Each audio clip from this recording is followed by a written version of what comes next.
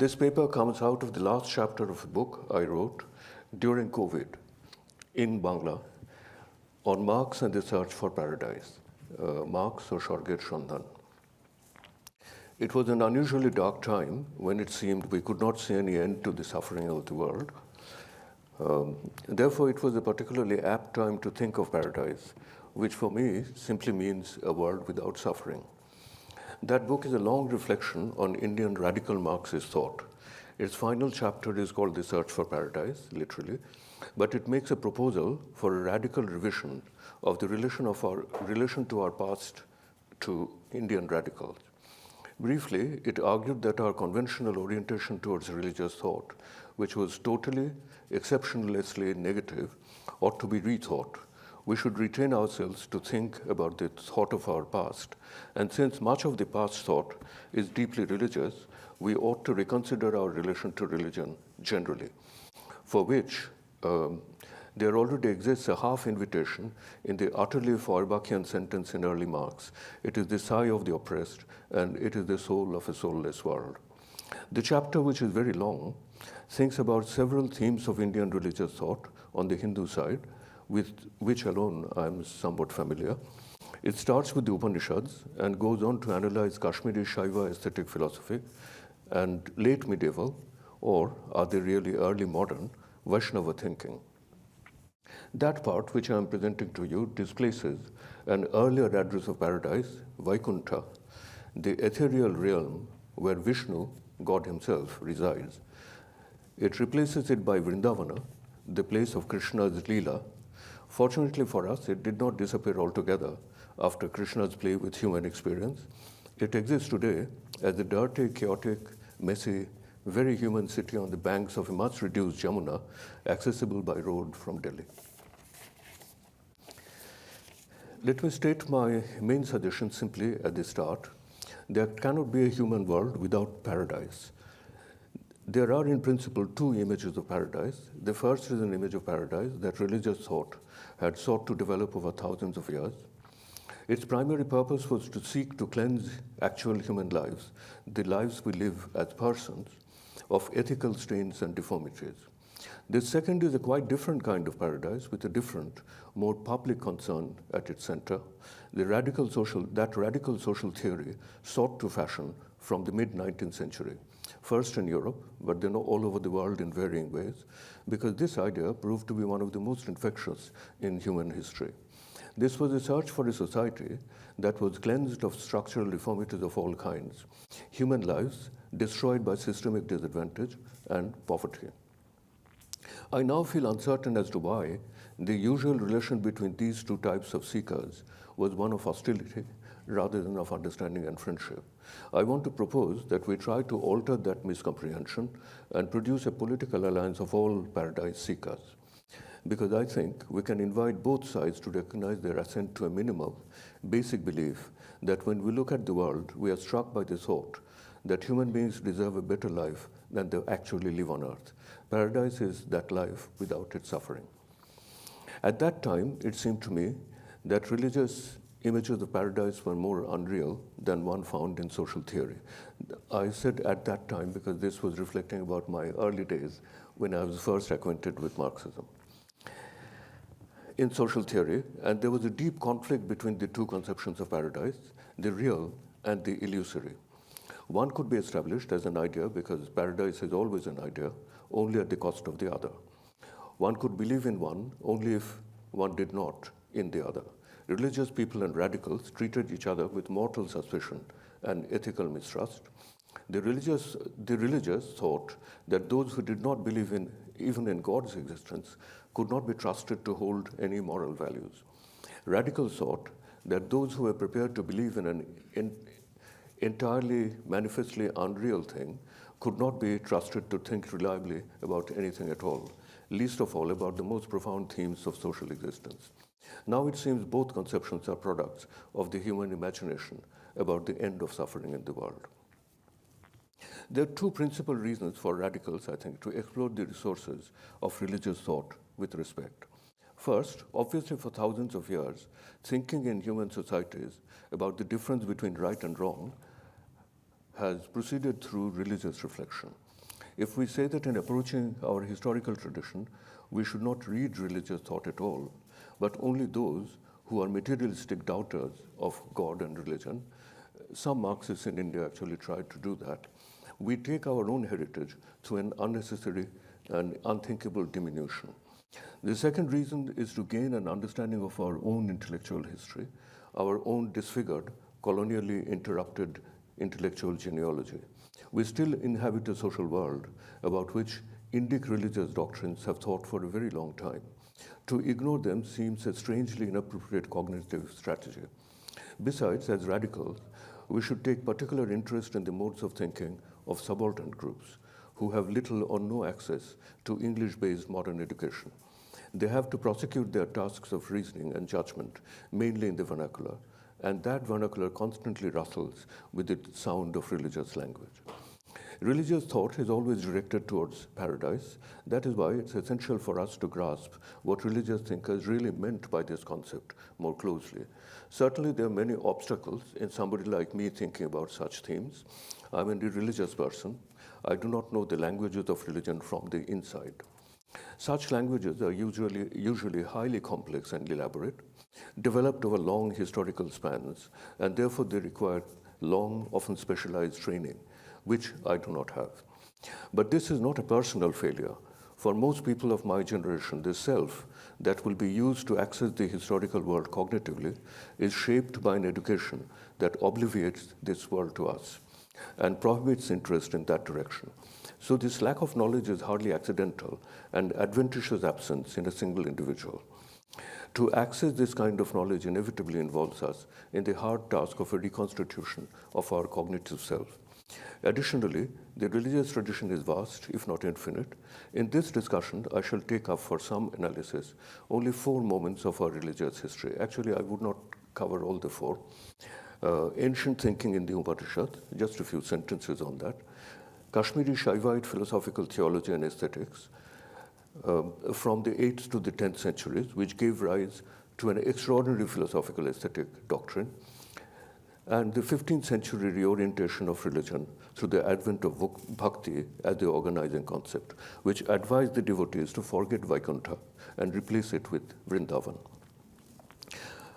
Now, an aside, I have always felt a strong urge to set up a relation of affection to premodern thought while reading Walter Benjamin among my Marxist reads.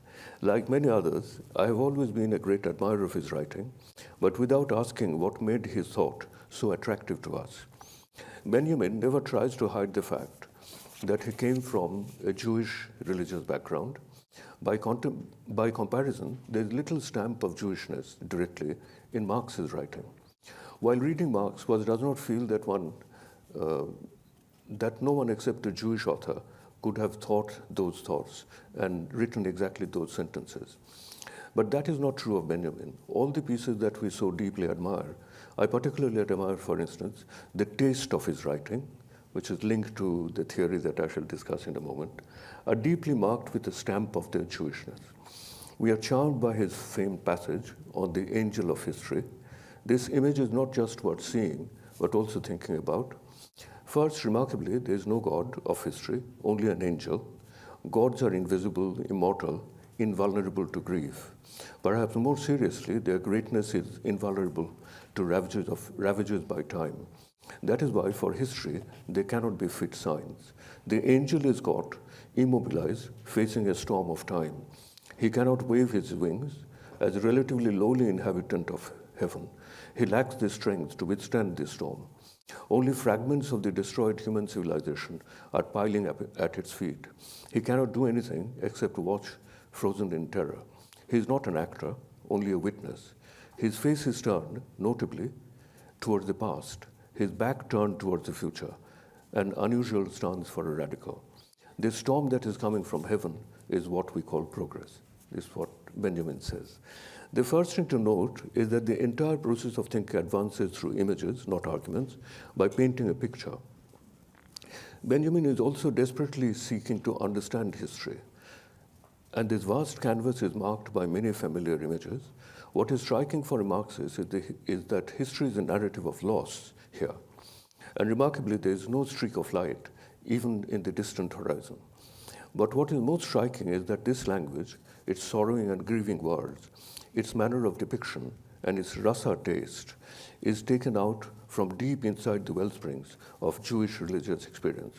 As the Jews had for thousands of years felt the terror of dissolution of the world sheltering them, they developed an extraordinary language to capture this feeling of destruction, desolation, sorrow, and death, this experience which had been there with them forever.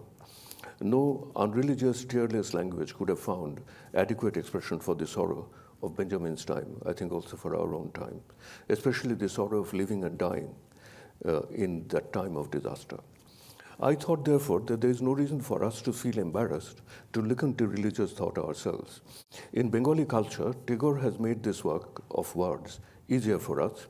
He had never engaged in an unseemly quarrel with the languages and the imagic worlds embedded inside the language of Hindu religious traditions, which he rejected theologically. On the contrary, he freely took their words and images, colored them differently from his own palette, and used them with great effect. If he could, I thought, why can't we? I want to concentrate here on the two traditions of thought primarily, internally connected by both borrowing and disavowals that I find particularly attractive, partly because their different conceptions of paradise allows me to demonstrate the major contrast I want primarily to understand. The chapter in my book first explores the Upanishads. The Upanishadic view of wonder is view that the only appropriate response to our finding a place in this infinite universe is of wonder.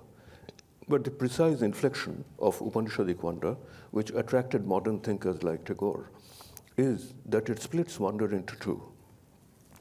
A cognitive epistemic wonder at the construction of the universe, and an aesthetic wonder that is struck by its beauty. The first curiosity is pursued by science, the second by art. Tagore, therefore, realized correctly that Upanishadic thinking offered a way of avoiding the binary of disenchantment, of believing that the expansion of scientific knowledge made it increasingly hard to see beauty in the world before us. It showed a way of avoiding a Weberian type of thinking about modernity and the inevitable disappearance of religion. I turn next to the aesthetic theories of Kashmiri Shaiva philosophers, and then present the way in which Vaishnava Bhakti thinkers use some of those insights to claim that rasa can transform not only our magical and limited time inside art, but human life itself. Shaiva thinkers renewed religious life in many different fields. Their singular notion of pratyabhigya, self-recognition, urged people to engage in ethical self-purification preparatory to recognition of God within the self. Kashmiri theories developed an extraordinarily rich heritage of acute reflection in philosophical aesthetics over 2 centuries. I would turn to this rather than the concept of pratyabhika itself. The form they gave to this doctrine at the end of the 10th century, through the work of many philosophers, but culminating in the work of Abhinavagupta, was never surpassed in Indic aesthetics ever after. Even in the 18th century, we find leading theorists still working through that paradigm. Only after the sudden death of Sanskrit knowledge systems as a whole does the theory fade or disappear. But even now, that remains the deep, spontaneous, native language in which performative art speaks to itself in India. Artists still reflect about whether the bhava has been fully conveyed, the rasa fully realized. The language of Western aesthetics has totally colonized analytical, especially academic reasoning. But the terms of aesthetic and artistic practice, if you want to learn singing, if you want to learn dance, artistic practice, refinement, and instruction pluck its self-words, that is swashabda, mainly from the old rasa theory. I want to take up only a single idea from that corpus, the nature of his aesthetic experience. Experience of drama, here signified for art in general, is distinct from all other human experience. Strangely, this is not an experience of something real. Yet, this experience wrapped around us externally and fills up from the inside, occupying us so completely that no other experience of reality can, in fact, compete with it. David Schulman has found an elegant name for this, more than real, something that exceeds the truth of ordinary reality. There is nothing mysterious or arcane about this characterization. This is simply urging us to think about our common experience of art using tools of philosophical analysis. Suppose I've had a bad day in office, making me cross about myself and the world. In the evening, I go to watch a film, or to the theater. At first, I shall be aware of the other spectators in the auditorium and notice what they are doing. But if the movie is gripping and is really effective art, after some time, only what is going on the screen will remain real for me and nothing else. My sensory perceptions are of course involved in this, but these theorists will claim that I shall reach a state that is Vidyantara Sparsha Shunya, where I cannot even be touched by any other perception. Theorists describe this more than real experience also as Brahma Swada Sahodara, equal to the brother of the perception or the taste of God. We do not know what the taste of the perception of God is, but can easily understand that they are referring to a condition of pleasure and joy that cannot be exceeded. But we should not forget that the taste of this pleasure is not possible in this world, only in the alaukika, supermundane world of art. These are truths of the world of art, not of the world in which we reside. For the Vaishnavas, this is an idea of great import and sadness. Let us get inside the darkened theater a little bit more and watch what is going on. It is not that every single spectator is being discreetly involved in the rasakriya, the rasa process, involving all spectators together. There is a secondary process in which all are getting immersed in the tasting of a singular affect, leading to a singular collective emotion, which they call ekaghanatva, that is, unifying experience of all. They are all being cooked in a single sauce, in a sense. In this, the immersion of each helps that of all. Experience of drama is collective or social. Abhinava introduces an extraordinary refinement into the argument here. Collective emotion is hard to conceptualize with clarity. The logical hurdles in its path are well known. Abhinava calls this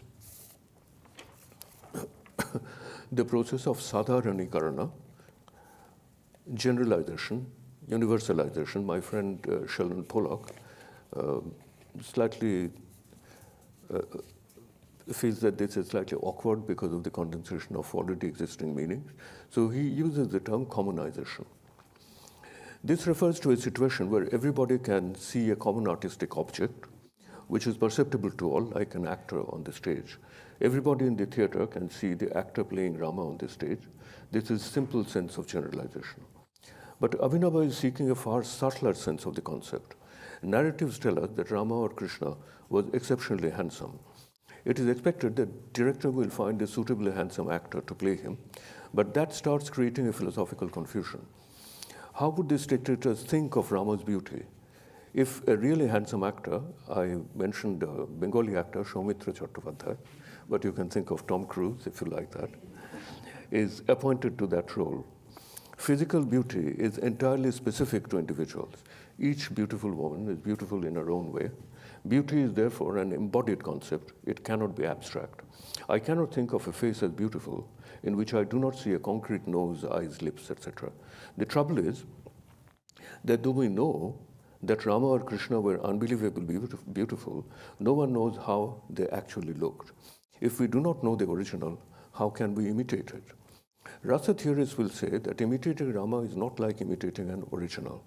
The beauty of the handsome actor does not try to copy or remind us of his good looks, because there is nothing to be reminded of. The beauty of the actor invites us to imagine into existence, into artistic reality, the beauty of Rama, which was a real reality of some kind. So the poet does not merely present the richness of his own imagination before us. He always wants to ignite our own poetic imagination by the light of his own. Thus, the actor's beauty does not claim any connection to Rama's specific beauty. Even if a painter paints an exquisite picture of Rama, the problem is not resolved, because that is the painter's conception of supreme beauty, but it might not be for me or any other observer. Remember, we are not talking about ordinary good looks. Rama, Krishna, etc., avatars of God himself. The form has to be so beautiful that nothing can exceed it, at least to my eyes. We can clearly observe that the idea of the most beautiful is coming into a logical clash with the process of making that idea generalized. Each person has a separate and unique, individualized idea of beauty, so how can a single image satisfy all? Abhinav maintains that it does not have to. We are pursuing a false lead thinking like that. Generalization, sadharanikarana, does not mean the placing of a single image in everyone's path of vision. It names an entirely different process. It is true that a handsome actor is in the path of vision of every spectator, but his beauty is inviting us to conceive in our own minds an entirely unique individual Krishna of my own, to place it in the path of my internal vision by my antahkarana, that is internal causation. So the image that my mind will conjure up will be a creation of my own imagination.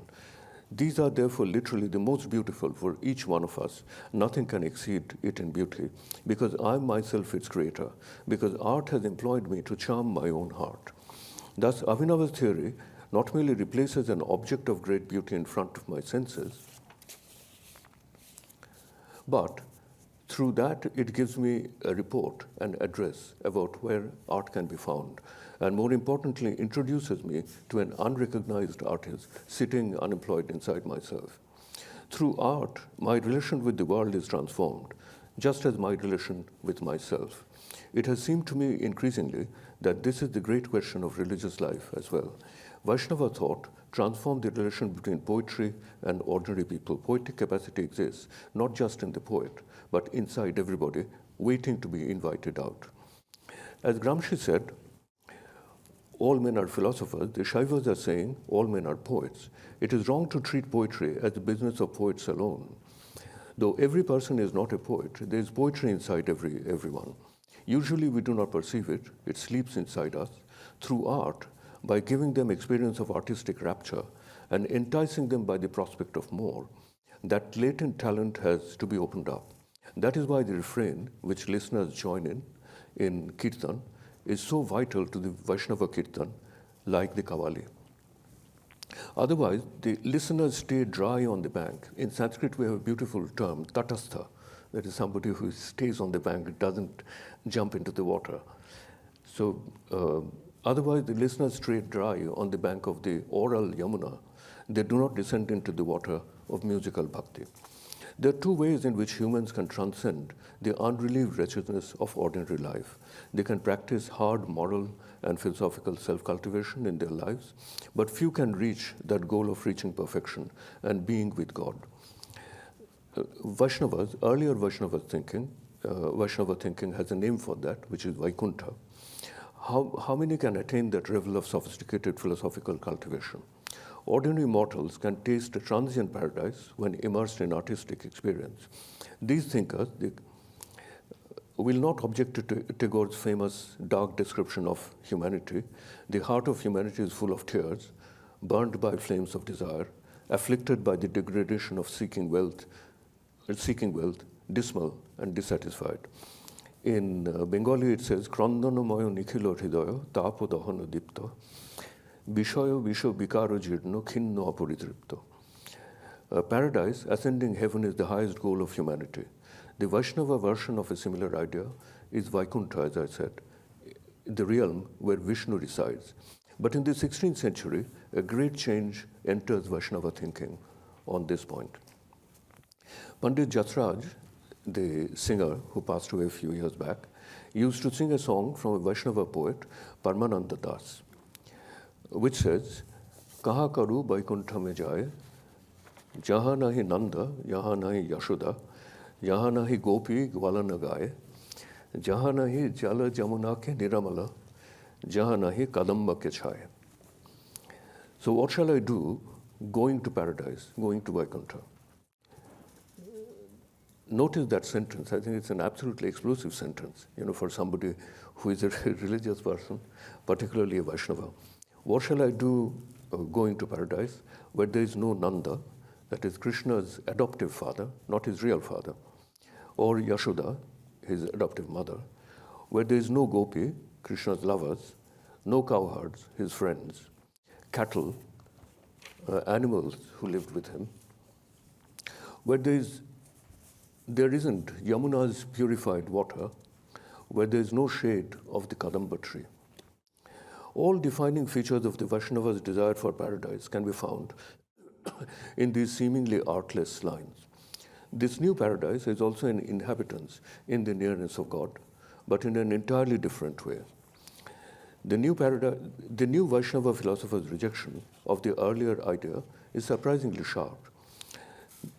The Bhakti Rasamrita Sindhu, one of the great theological texts of the new Vaishnavas, states emphatically that if God wants to reward the devotee, the Vaishnava devotee, with states like moksha, is one of the four Purusharthas, the great Purushartha, true devotees would spurn them. Bhakti makes moksha trifling, moksha laghuta karini. Startlingly, to the four Purusharthas that the religious people had followed for millennia, suddenly they defiantly propose a fifth, saying, Prema Pumartho Mahan. Paradise, Vaikuntha, Paramananda is reminding us, is boring, full of this sloth of actlessness. There is nothing to do except staying with God, an endless existence without variation, without effort, and outside of time. The new Vaishnavas are not attracted to that ideal. He then describes the superiority of Vrindavana.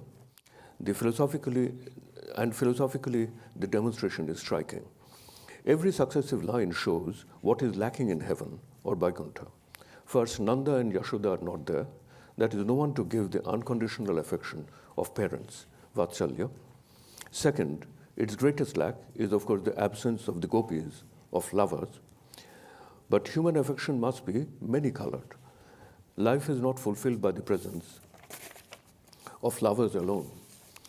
Heaven lacks the presence of the cowherd boys, Krishna's childhood friends, who can offer him friendly companionship. So we find the primary feature of Vrindavana is its ability to fill human life with love. No renunciatory lament here about who is your lover and who is your son, Kata Bhakanta Kaste Putra. There is no advice to seek the subtle, high happiness of the cessation of desires. This is the phrase taken from one of my favorite philosophers, Abhinavagupta. But he also thinks that the object is Trishna Kshaya Sukha.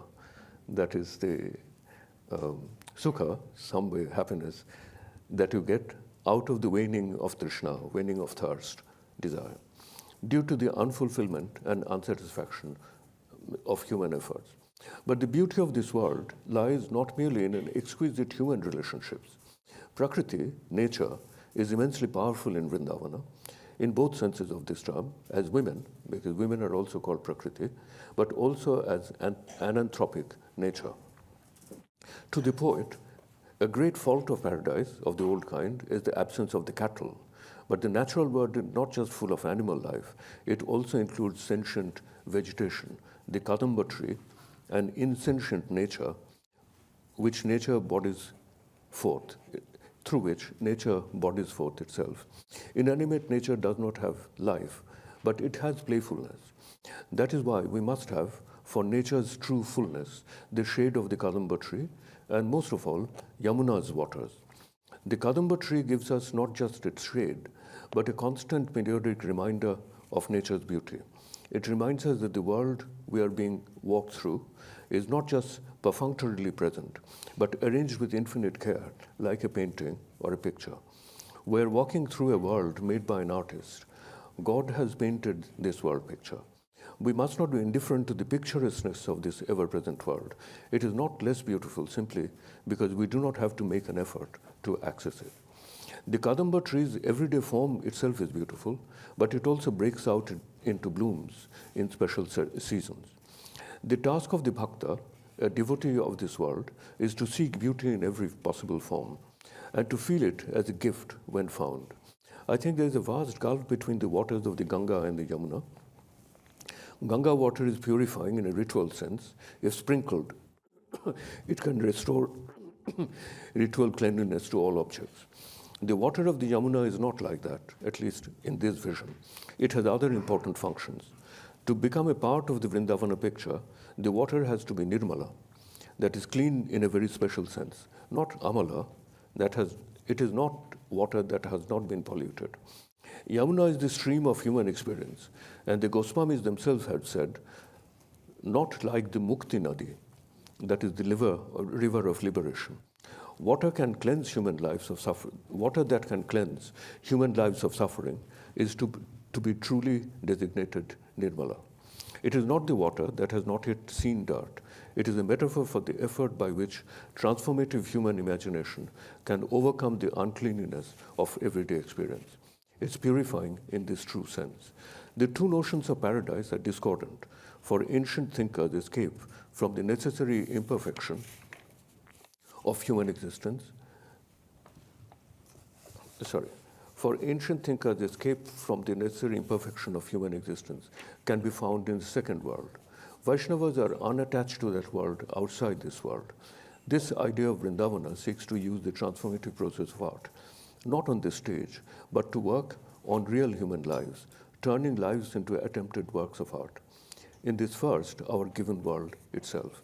It requires a Vaishnavic rebirth of the imagination, but not crossing the door of death. How is Vrindavana created? By using the general ability to create beauty that exists in all human beings, generalizing that in a new sense. That art, not the art in the theater, but the art of human life, has two, some would say, infinite forms.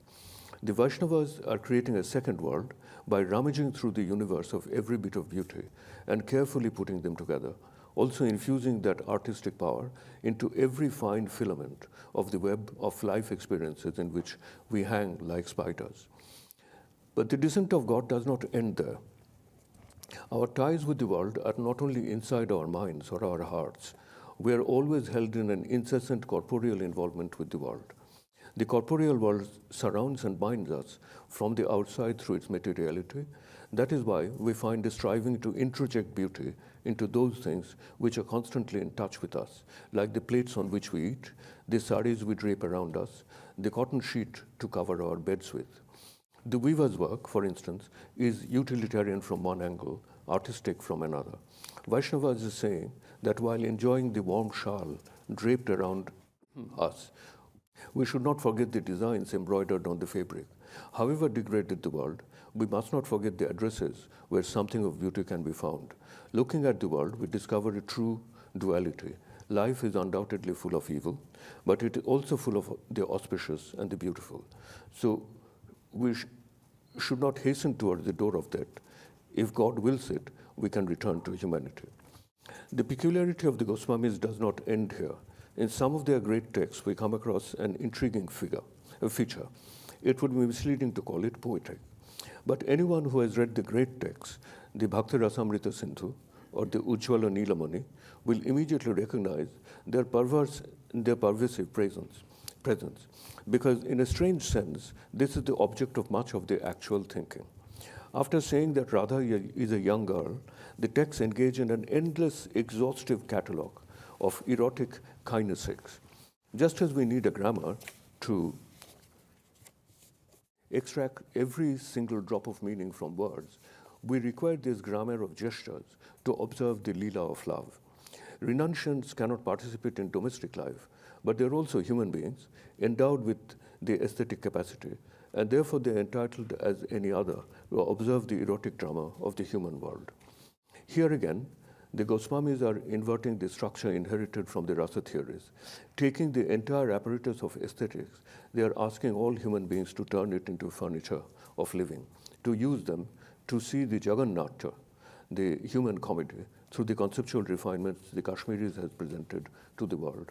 So the Goswamis too have a powerful argument for their observation of the human world, but one that is opposed to the denunciatory impulse at the end of the Kashmiri doctrine. Ordinary objects for the Vaishnavas are laden with meanings, laden with aesthetic meaning. Once I was presented with a bed cover from Odisha by a friend. From the Vaishnava perspective, this bed cover is of immense importance for several reasons. In the very act of making the bed in the morning, there's the gesture of returning the cosmos to order. But my bed cover is an instance of general things, both in the sense of being ordinary and in the sense of its being universal. This mundane everyday act already reveals a desire for the beautiful, or even better, a desire to turn something that was not nice into something that is. That is the function of the water of the Jamuna. What is extraordinary, we may ask, in the making of a sheet of cloth? First, to follow Marx, we easily forget the unordinary dexterity without which it cannot be spun. I cannot spin a bed cover. Only a highly trained craftsman can do it. Only he can create it, not me.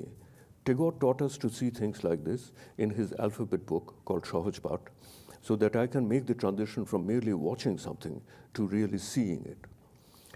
The first thing to see in this more serious, attentive form of seeing is the play of colors in the bed cover.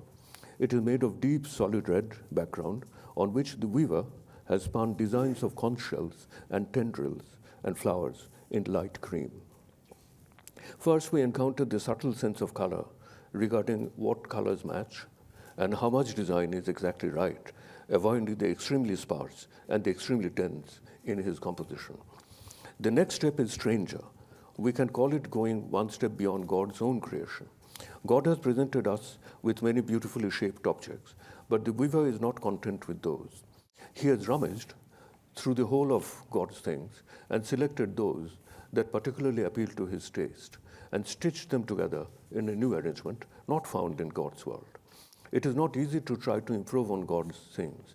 God has created the exquisite shape of the conch shell, shankha, and left it half hidden in the sand on the seashore, where we can still see half its form. There are flowers in the garden, revealing their beauty, partly obscured by leaves and twigs. And there's an ever-changing restlessness in these moving forms. It's hard to decide which to focus on. The weaver's artistic intelligence has picked up the conch shell from the sand and given it its fullness a perfect shape, plucked the shape of the flower from the tree and given it similar perfection, and brought them together in a new place, the cotton sheet that he has woven. There was a potentiality of this latent in nature, but it had to be created through a second process of creation beyond God's own. It mimics and goes beyond his creation. One could say that there is a deep incitement to this creativity in nature itself. Living in nature is not a passive immersion in its network of objects. It's a thinking inhabitants, always imagining ways of doing more things with it. Marx's fascinating exploration of the estrangement of labor urges us not to focus on just the negativity of alienation, but in other contexts on the miracle that work is. We can see an urge to create a Vrindavan in the activities that go into the making of this bed cover as well. Even this ordinary article, bought at Utkalika, the government emporium for handicraft in Puri, we discover the same logic of finding elements in God's created nature to overcome the shortcomings in human life. Its sheer presence reveals the value of the weaver's work, and it shows us a presence of art in his work that we should bow to. To the weaver, it gives a deep sense of self-esteem, which is very different from pride. It's ahankara, an intense sense of the self, the act of making myself who I truly am, a realization that in all my good and unsuccessful acts, I'm becoming myself. The act of waking up in the morning is quotidian, just like the act of covering the bed. But when I wave the cover in the air inside my room, even if it is small and stuffy, I'm reminded that there are silent waves in the air. Momentarily, the forms dance in the air like lights on waves. And the assemblage of forms reminds me that the earth waiting for me that day is a place of great assortment of beauty. Paramananda or Tagore have not made a mistake in leaving paradise and coming down to earth. What we negligently view as a stained place of unfulfillment has a hidden Vrindavan waiting to be disclosed. It is not just the image of Krishna inside the temple, but the coverlet, too, bears a deep affinity to Vrindavan. Once this new paradise, halfway between the conventional heaven and the conventional earth, was presented to the thought world of medieval India, I think it forced all other strands of religious or even secular thought to take its unprecedented propositions into account and orient their own thinking in relation to its newness. It seems that there are two major differences between their desire for paradise and our own, both created by history. Time creates differences not merely in words and thoughts, but also in the sense of what is humanly possible. First, for them, the most significant problem of life were all personal, experienced by the human individual. They had a deep desire to overcome shortcomings like disease, aging, death, a life without love. Collective experiences were not generally objects of their reflection, like social humiliation of a whole group, or the abject poverty of a whole profession, or suffering inflicted by conquest. These are treated like forces of nature. I'm calling such experience collective because it's not that they cannot see the misfortune of being born into lowly caste or living in poverty, but they conceive these as individual misfortunes. Also, I cannot claim that they did not see what we now call social structures. Permeating all Hindu thinking, there is a clear registration of the fact that birth into a particular caste determines an individual's life chances in their totality. They could also clearly view it as a structure in a second sense, in the sense that every part of this architecture depended on the support of every other. But their sociological imagination is either absent or feeble. The collective experience of a social group is not an important object of their reflection. The second difference, I think, is more fundamental. Following 18th century European thought, we have learned to believe that the structure of society, however overpowering at any point of time, is still plastic. Structures do not merely break down periodically, ravaged by wars and crises, but these can be destroyed by forming collective will and reshaped in an entirely new way, the process we approvingly describe as revolution. Our thinking differs generally from the pre-moderns on this question of deliberate social change. This was not within the horizon of possibility of their thinking. It is impossible to imagine modern thought without this idea. A third difference emerges from the second. Due to this, all their thinking about what constitutes a good life, whose life can be called a life well led, focused entirely on the questions of individual life. In our times, our focus is almost exclusively towards public life. Some forms of modern thinking have moved, precisely through this excess, towards a kind of Leninist end-means kind of calculus. Consequently, we know that there is a vast disconnect in Marxist and leftist thought about the connection between these two essential aspects of human living, the individual and the collective. That is why there is nothing wrong in seeking instruction from pre-modern thought about the shape of our personal existence and its excellence. Pre-modern thinkers did not use the idea of a revolution at every step, unlike us. Yet, what the Vaishnavas are proposing is nothing less than a transformative alteration of religious thinking. They wish to invert the relation between God and his creation. But the measure of the difference in historical time between Vaishnavas and us is not recognized without making a final point of deep contrast. Humility is a central theme of the Vaishnava reflection on human life, but modern political thinking cannot stop at this point. It has to be observed that the line between humility and humiliation, which is associated helplessness, is at times rather thin. It can ennoble the lack of recourse against political authority as the virtue of humility. Under conditions of modernity, extreme humility, being lowlier than the grass and more tolerant than the tree, is not a real resolution of the problem of political power. It's very simple from here to move to Tagore, because we have already reached a part of his poetic world. The poet says in a song, at one time he had an invitation to live in the great spaces of heaven, Sharga Shabha.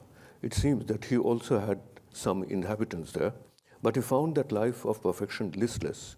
I crossed the ocean of time and reached the shore of this earth, under earth's sleepless sky.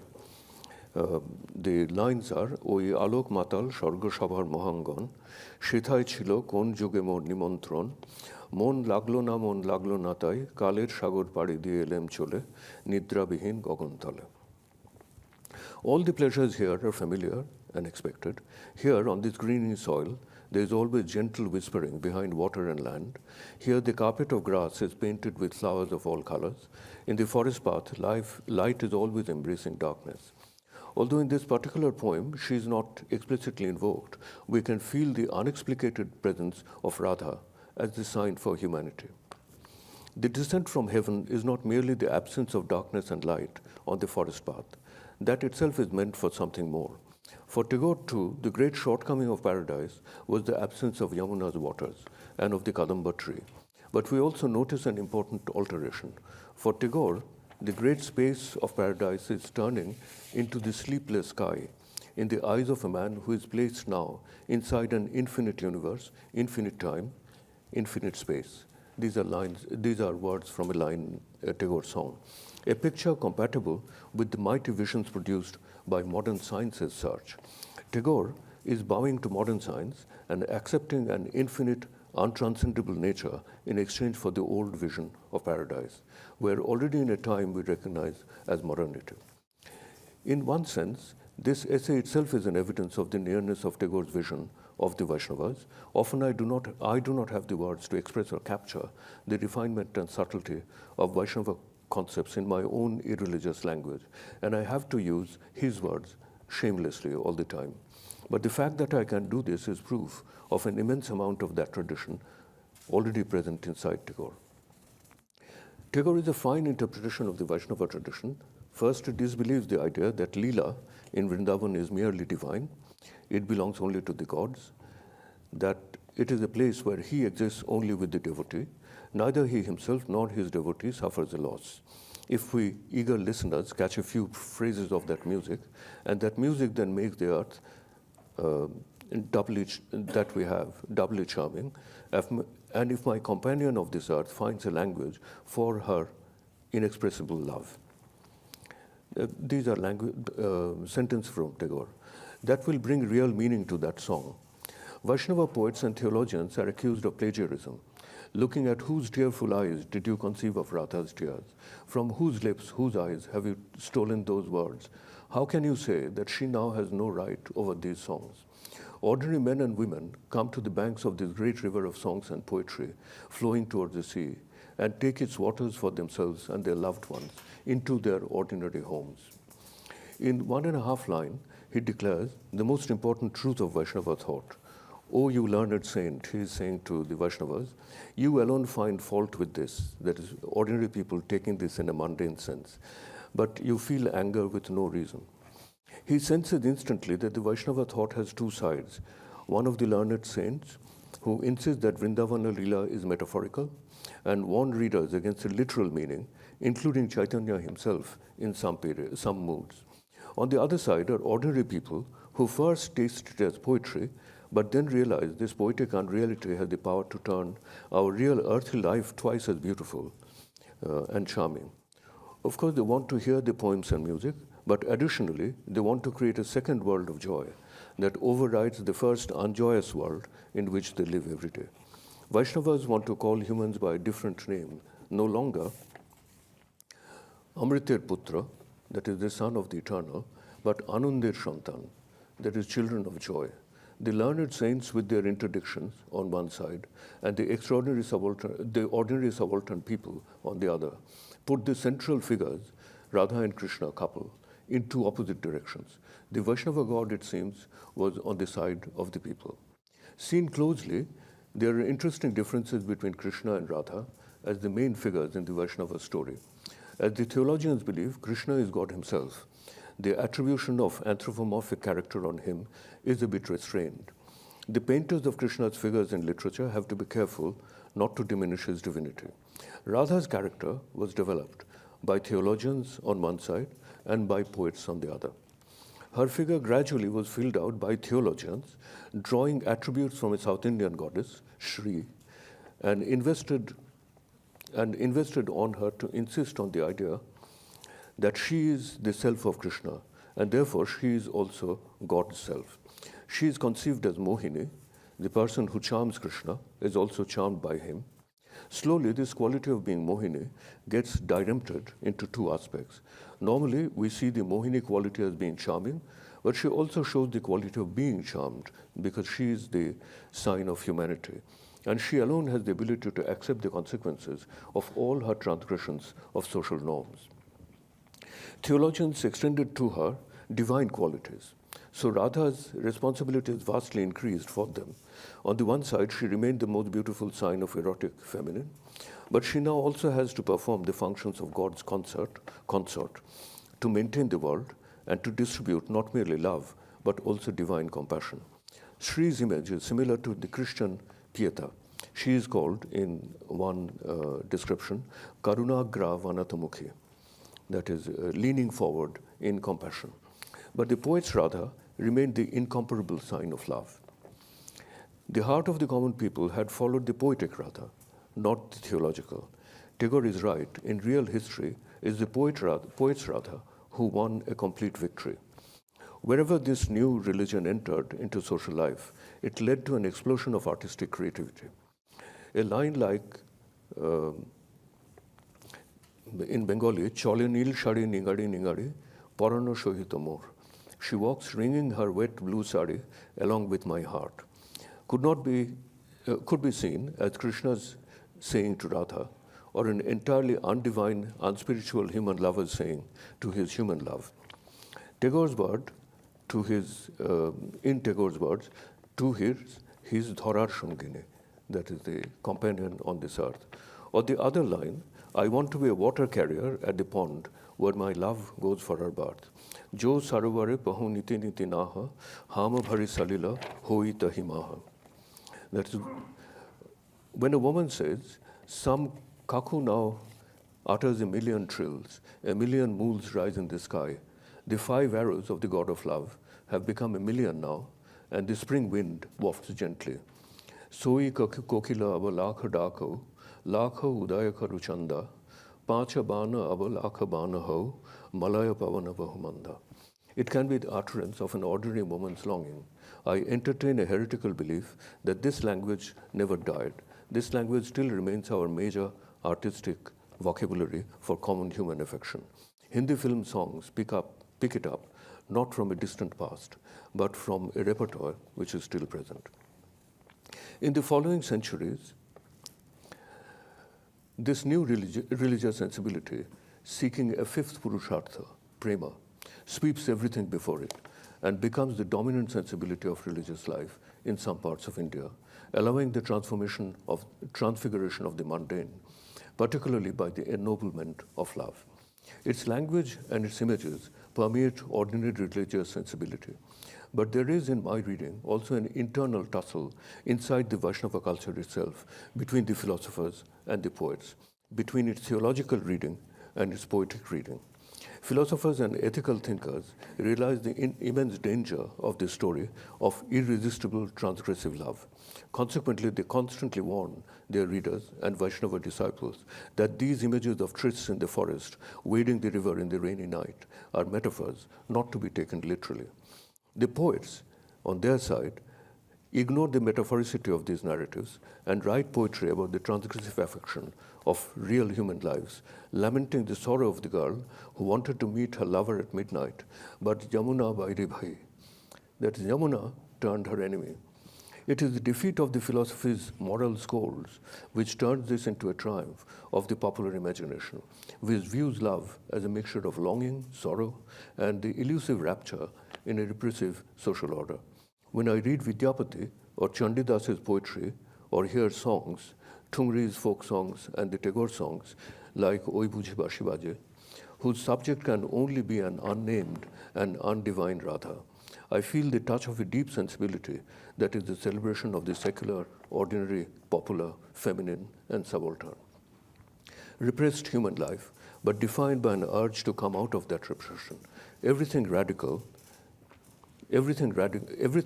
thought taught me to search for. If we learn to read them, we shall hear the sigh of the oppressed, and we shall discover that did not leave it just sighing against the suffering. They created a musical, poetic, artistic soul of a soulless world. Thank you.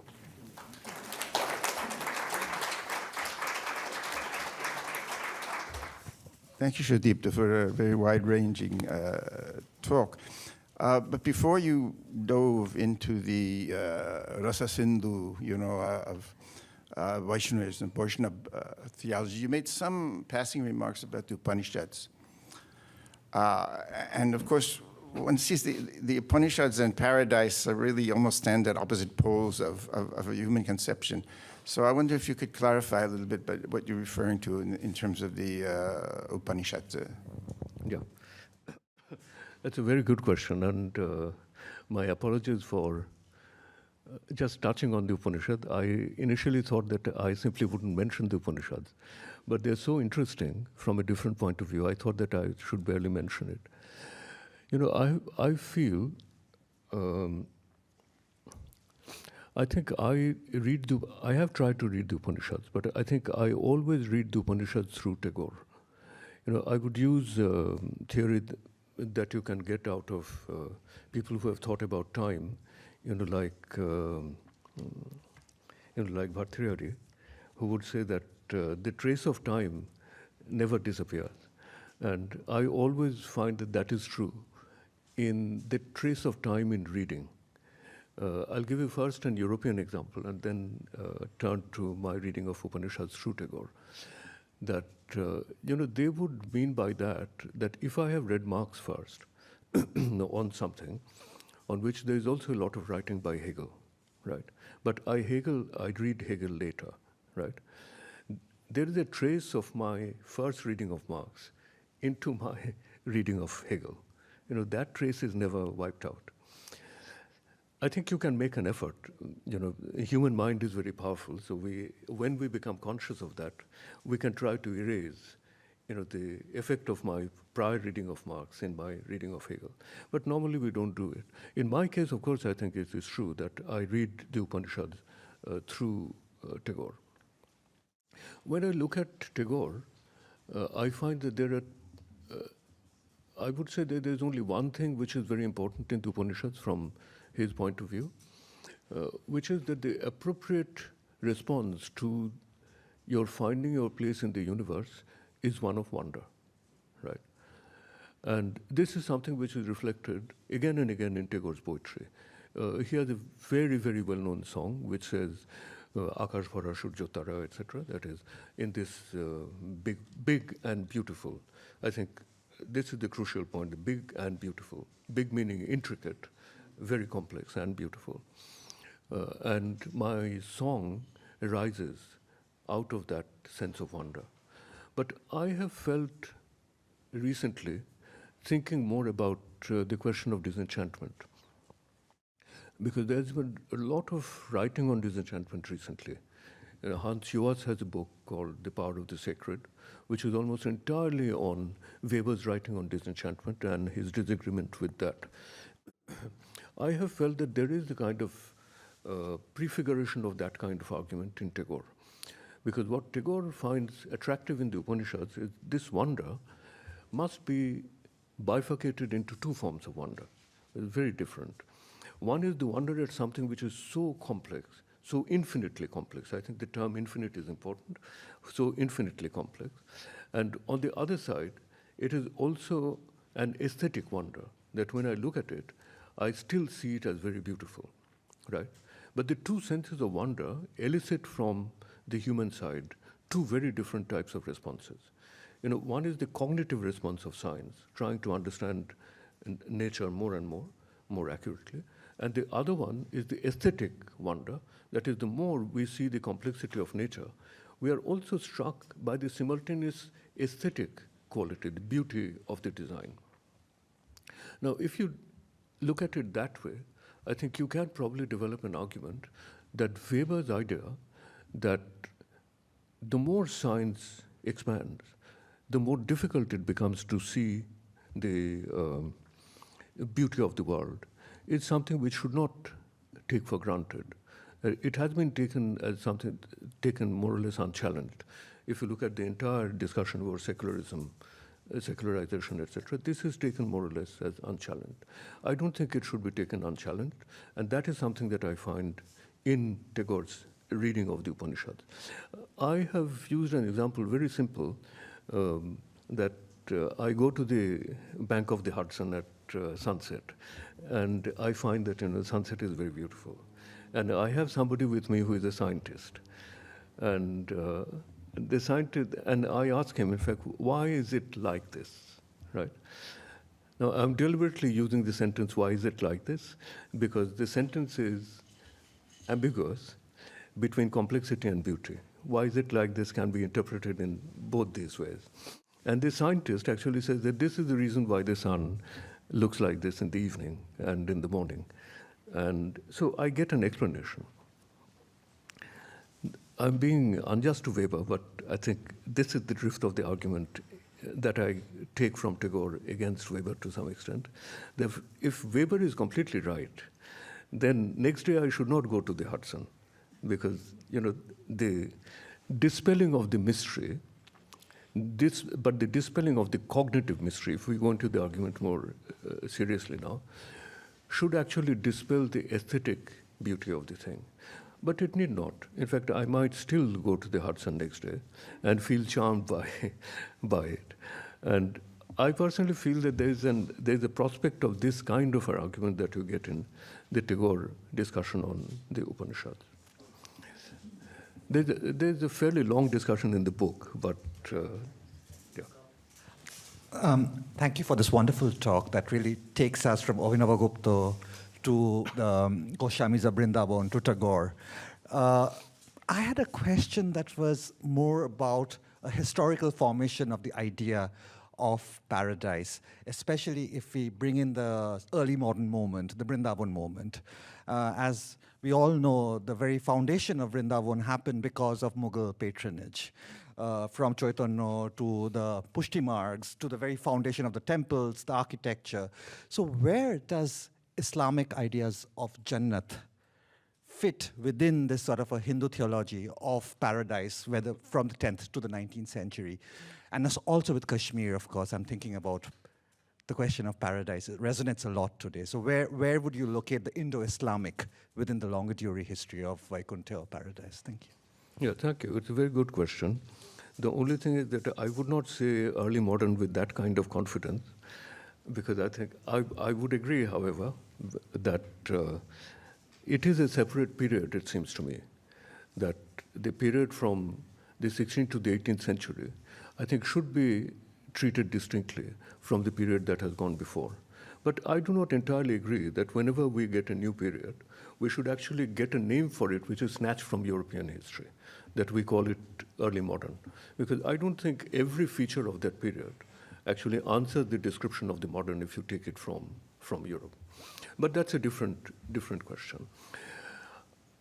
Your question asks about things which I think we have explored, we have not explored very fully. And sometimes it's difficult to give very confident answers. I personally find influence sometimes a difficult concept, because influence intrinsically, the term influence itself, has a directionality built into it. But X influences Y. I think what I find more appropriate in thinking through this kind of thing is to see that there is a relationship between X and Y, of an exchange. And we need to go more into actual texts, do more research into actual locations and things like that. I don't think we have enough historical knowledge to make confident connections of that kind. But I think there's absolutely no doubt that there's a lot of exchange going on, between the Islamic and the non-Islamic, and Islamic and the Hindu, if you want to put it that way. For instance, I feel on the one side, in Indian Islamic Sufi thought, the idea of your being in love with God, or the Nizam or whatever, by Nizam se naina lagai re, one of the most famous songs of that, very similar to what you get in the Vaishnavas, very, very similar to what you get in the Vaishnavas. But I hesitate to say that there's an influence from one to the other, simply because influence demands something, which is more rigorous, established connection, which I do not have.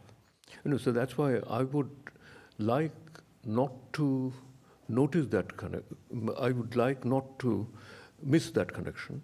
At the same time, I wouldn't say that it's one of influence in that sense. But this is the kind of thing that I think we should explore more. I try to keep on this side of the Vaishnavas, because First of all, I'm not a scholar of religion. I'm not a Sanskritist. But I can read some of these texts, and I take interest in a few of them. I try to understand them closely, the way I try to understand European texts of political theory. So I always make it a point to say that this is a very limited field in which I can speak with confidence. Buddhism fundamentally starts with the notion that life is dukkha, is unhappiness, and that even the quest for pleasure and paradise is a fool's errand. And if at best it's ephemeral and transient, in that context, how would you view our quest for paradise? That is again a very important question, because implicitly what I'm saying is, based on my very uneven knowledge, I know a little bit about the Vaishnavas, I know a little bit about the Kashmiri Shaivas, but I've read their aesthetic texts. Abhinavagupta, for instance, is a great tantric philosopher, and I'm not very well versed on the tantric side of Abhinava. And some of my friends tell me that if you do not understand the tantric side of Abhinava, you do not understand the aesthetic side. So maybe that my understanding of the aesthetic side is also inadequate. But I see a very important difference in the Vaishnavas. Let me put it very sharply, because probably in my book, I put it extensively with more examples, and I also claim it very sharply at the start, at the end. But here I couldn't present the argument of the whole chapter. But the basic point is that there's some types of arguments in Indian religious thought which say something which I find profoundly powerful, but also profoundly disturbing. And I find this somewhat similar between Advaita philosophers among the Hindus, the Buddhists, the Buddha particularly, and most others, including Abhinavagupta.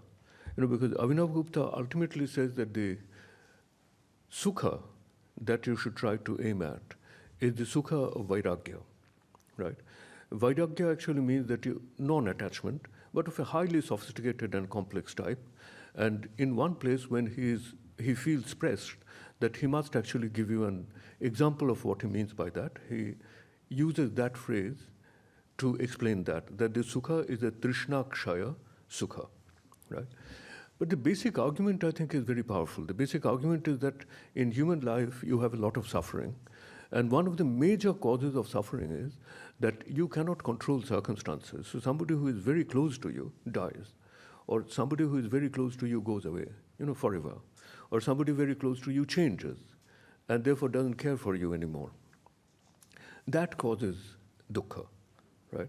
And what can root out the dukkha more, which I think logically infallible, that you are initially, from the first, you are not attached to them. So practice non-attachment, right?